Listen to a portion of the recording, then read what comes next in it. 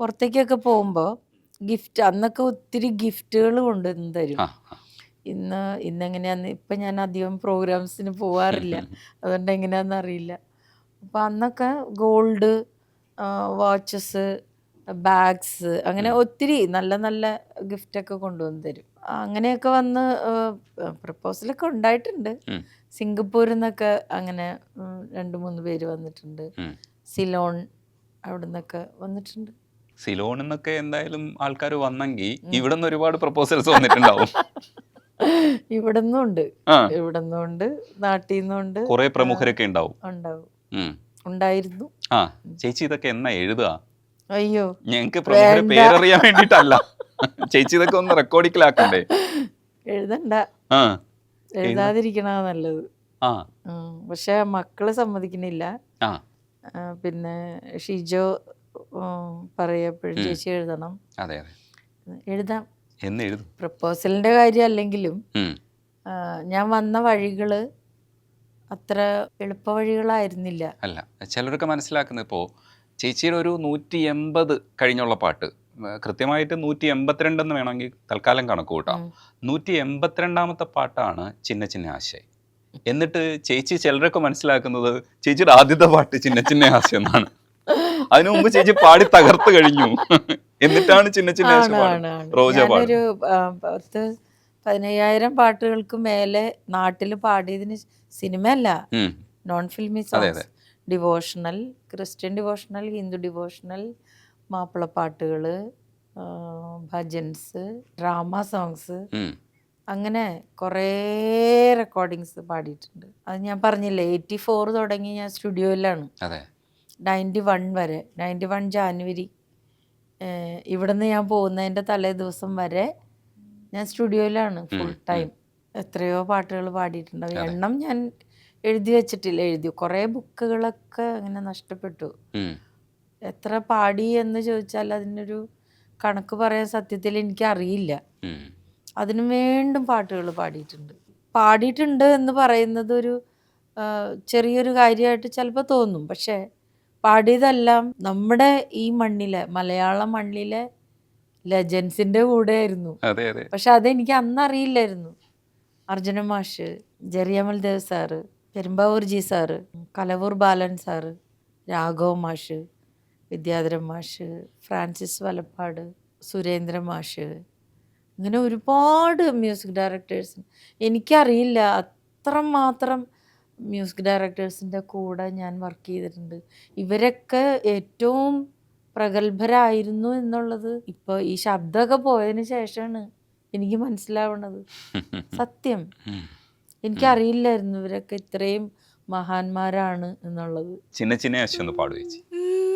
മല്ലികை பூவாய் மாறிவிட ஆசை, தென்றலை கண்டு மாலையிட ஆசை, மேகங்களை எல்லாம் தொட்டுவிட ஆசை,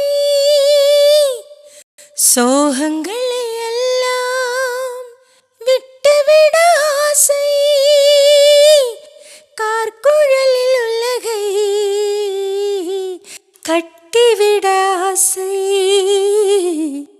சின்ன சின்ன ஆசை, சிறகடிக்கும் ஆசை, முத்து முத்து ஆசை, முடிந்து வைத்த ஆசை. ചേച്ചി ശബ്ദം നഷ്ടപ്പെട്ടതിന് ശേഷവും റഹ്മാൻ സാറ് പാട്ട് പാടിക്കാൻ ശ്രമിച്ചിട്ടുണ്ട്. അത്തരമൊരു അനുഭവം ചേച്ചി പറഞ്ഞു. പാടുന്നില്ല എന്ന് പറഞ്ഞപ്പോൾ ഹലോ പറഞ്ഞത് എങ്ങനെയാണ്, ആ ശബ്ദം ഉണ്ടെങ്കിൽ പിന്നെ പാടിക്കൂടെ എന്ന് ചോദിച്ചു. സാങ്കേതികമായി കൂടെ റഹ്മാൻ സാറ് കുറച്ചുകൂടെ മുൻപോട്ട് പോയത് കൊണ്ടാണ് അന്ന് അത് പാടിപ്പിക്കാനൊക്കെ കഴിഞ്ഞത്, അല്ലെങ്കിൽ പറയിപ്പിച്ച് പാട്ടായിട്ട് എടുക്കാൻ കഴിഞ്ഞത്.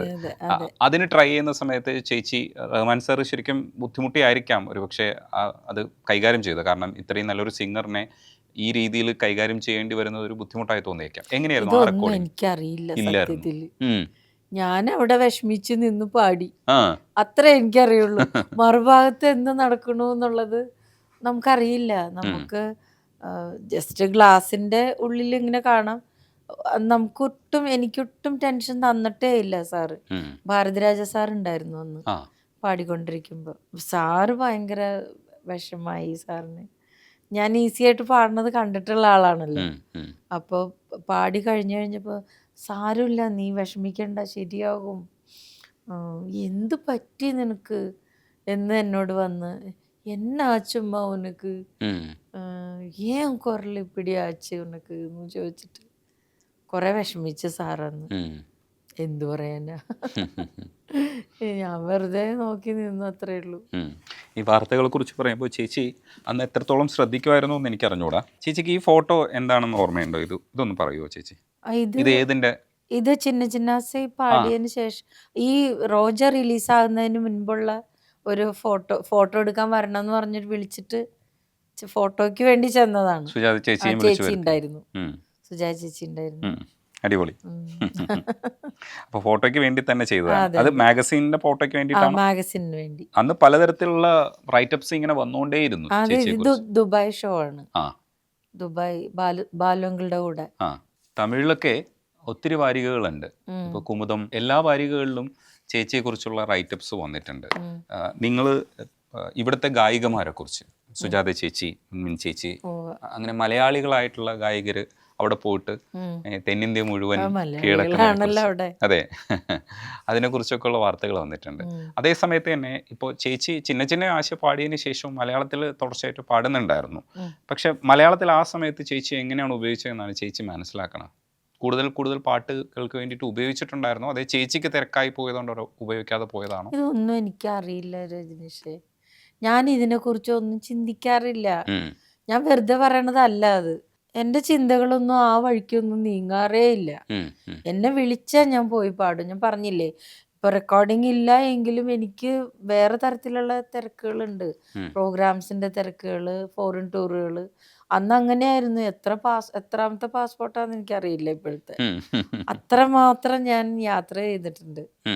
അപ്പം 24 വയസ്സിനുള്ളിൽ ഈ 3 വർഷം ഞാൻ എത്ര പ്രാവശ്യം ട്രാവൽ ചെയ്തെന്ന് നോക്കി പറയേണ്ടി വരും. അത്രമാത്രം ഷോസ് ഉണ്ടായിരുന്നു ആ സമയത്ത്. ജോയ് ചേട്ടനെ കുറിച്ച്, ജോയ് മാത്യു കീബോർഡിസ്റ്റ് ആണ്. പുള്ളിയെ കണ്ടുമുട്ടിയതും ഇഷ്ടപ്പെട്ടതാണോ, അല്ലാതെ നേരിട്ട് സ്ട്രൈറ്റ് മാരേജ് ആയിരുന്നു? ഞാൻ ചേട്ടനെ കാണുന്നത് 87-ലാണ്.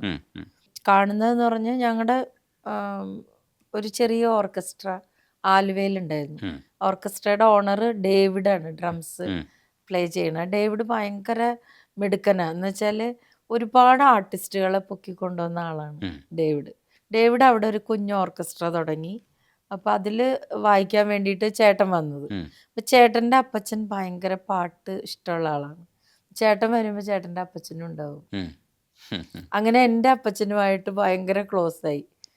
ഞങ്ങൾ പ്രോഗ്രാമിന് മുമ്പ് യാത്ര ചെയ്യുമല്ലോ. ഇപ്പം ഇന്ന് ഇവിടെ റിഹേഴ്സൽ കഴിഞ്ഞിട്ട് സ്റ്റേജ് ചിലപ്പോൾ ഒരു 4 മണിക്കൂർ ദൂരത്തുള്ള ഏതെങ്കിലും ഒരു സ്റ്റേജ് ആയിരിക്കും. അപ്പം അത്രയും സമയം നമുക്ക് ചിലവഴിക്കാനുണ്ടല്ലോ. അപ്പം ഞങ്ങളൊക്കെ ഇങ്ങനെ വർത്താനം ഒരു ഫാമിലി പോലെയാണ് ആ ഗ്രൂപ്പ്. അപ്പം അങ്ങനെ ഞങ്ങൾ വർഷങ്ങളോളമുള്ള പരിചയമുണ്ട്.